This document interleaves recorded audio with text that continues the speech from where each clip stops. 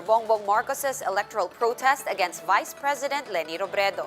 Joining us live from Manila to discuss that is Dale De Vera. Hi, Dale. Good afternoon. Why was the protest unanimously dismissed? Sean, the decision on the electoral protest filed by former Senator Bongbong Marcos against Vice President Leni Robredo is yet to be published. The full decision is yet to be published at the SC website. But at the press briefing earlier by SC spokesperson Attorney Brian Hosaka, he said that it was a unanimous decision to dismiss the petition. And according to a judiciary source, he said that the camp of former Senator Marcos failed to allege specific acts showing electoral fraud. He also said that the allegations were bare, laden with generic and repetitious allegations. And he also mentioned that there was no substantial recovery of votes in the 3 pilot provinces that the former senator chose for the case. And he said that having failed to show substantial recovery, his camp cannot seek the third cause of action, which is the annulment of votes from Lanao del Sur, Maguindanao, and Basilan. Sean? All right, well, have we already heard from either side, the Robredo's camp and the Marcos camp? Sean, we are yet to receive the statement or the official statement from the Vice President, but the lawyer of former Senator Bongbong Marcos, Attorney Vic Rodriguez, already sent an initial statement. But he said that they're still waiting for the full copy before giving out their full comment on the decision on the electoral protest. Sean? Do we have any information, Dale, officially on how the voting amongst the justices went down? Yes, Sean. Although it was a unanimous decision, Attorney Hosaka said that 7 of the 15 justices fully concurred with the dismissal, while 8 concurred with the result of the electoral protest. Meaning, although they may have different views, there's only one conviction.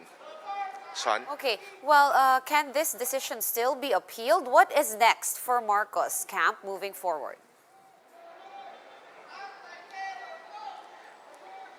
Yeah, Sean.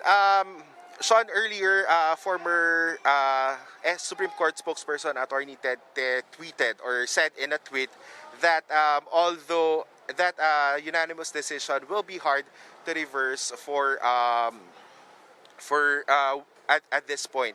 But it may still be reversible. But again, he stressed that it was a hard, in his words, it can still be a subject of a motion for reconsideration.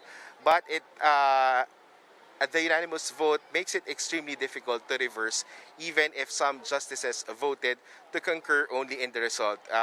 Attorney Ted said that that it means they had different reasons, but at the end, they still have the same conclusion. Sean? All right, we'll wait and see what the Marcos camp does. Thank you so much for that update. That was Dale De Vera reporting to us live from the city of Manila. Malacanang asserts the authority of the Supreme Court to decide on the electoral protest of Marcos against Robredo.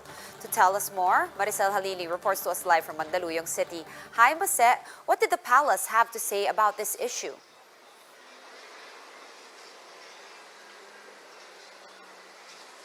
Hi, Sean. Actually, the palace has no comment, did not give much comment about the electoral protest of former Senator Bongbong Marcos against Vice President Leni Robredo.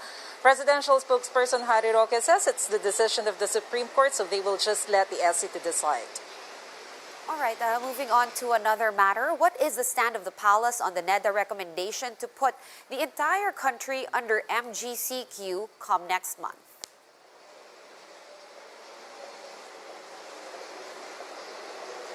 Sean, this is something that the IATF will seriously consider. Since, according to Secretary Harry Roque, of course, their priority is to maintain the balance between the opening of the economy and, of course, security or protection for the health of the public. And so this is something that they will seriously consider, given that there's a huge increase on the unemployment rate, especially last year during the imposition of enhanced community quarantine. Now, the unemployment rate has lowered into half, but it's still higher as compared to the unemployment rate that we have listed before we experienced the pandemic. So Secretary Roque mentioned that the number of those who are suffering from hunger now is pretty huge as compared to the number of COVID-19 cases. So definitely they will talk about the MGCQ proposal of Socio-Economic Planning Secretary Carl Chua. Right, so definitely in a bid to revive the economy. Did the palace spokesman further clarify the recent statements of President Duterte on the VFA or Visiting Forces Agreement with the United States? Do we have anything new on that?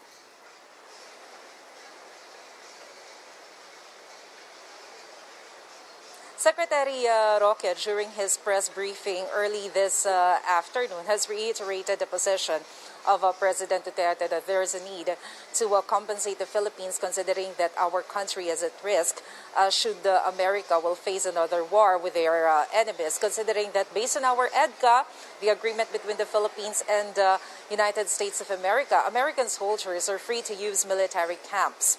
And Secretary Roque also mentioned that there are some points wherein the country needs the United States, but they did not or they weren't able to assist us. For example, when the Chinese has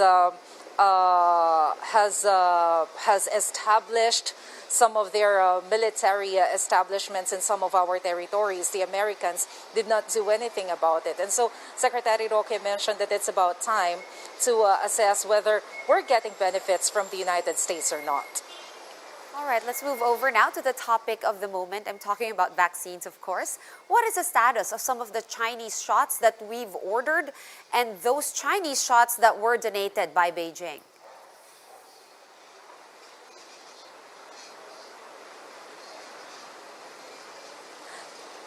Philippine ambassador to China, Chito Santa Romana, basically reiterated what the vaccine czar Carlito Galvez has mentioned during his press briefings earlier.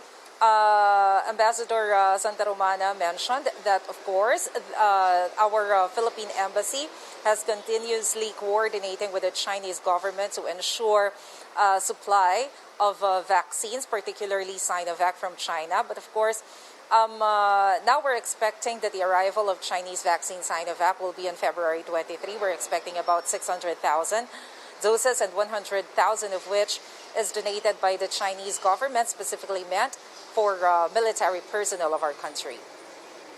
All right, what about the vaccines from other manufacturers? Are we still on track for the scheduled nationwide rollout that we've all been waiting for?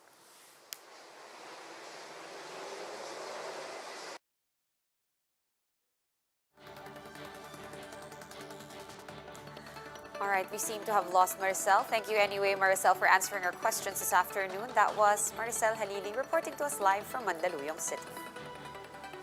Time to check in now on other vaccine updates from around the world. The World Health Organization has approved UK's AstraZeneca vaccines for emergency use. The WHO also approved versions of the shots produced by the Serum Institute of India and South Korea's AstraZeneca SK Bio. Mexico has begun the second phase of its COVID-19 vaccination program, targeting citizens over 60 years old. The country is aiming to inoculate all senior citizens by the end of April. Healthcare workers received the first shipments of AstraZeneca jabs as early as December last year. And in Peru, a wide-scale investigation is underway against nearly 500 high-ranking officials who were secretly vaccinated with Sinopharm shots. President Francisco Sagasti on Monday disclosed that the list includes his resigned health minister and foreign affairs chief. Sagasti's predecessor earlier admitted that he and his wife were inoculated in October last year.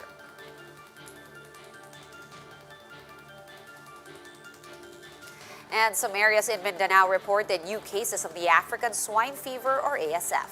But the Department of Agriculture says that shipments from the region will not be affected. Shyla Francisco joins us live from Quezon City to clarify this. Hi, Shyla. What's going on? What exactly happened? Sean, 4 barangays in Misamis Oriental and Cagayan de Oro City reported new cases of African swine fever last week. Because of this, around 650 pigs were called to prevent the spread of the disease. ASF-affected towns include Barangay Hampason in Itao and Barangay Pahawan Manticao in Misamis Oriental, as well as Barangays Mambuaya and San Simon in Cagayan de Oro City. Pork Producers Federation sounded the alarm as ASF continues to increase. The Agriculture Department allays fears that shipments from Mindanao will be affected.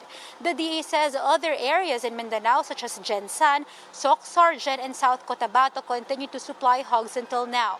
As for supply issues, hog inventory is down by 3 million heads as of January compared to last year according to Philippine Statistics Authority.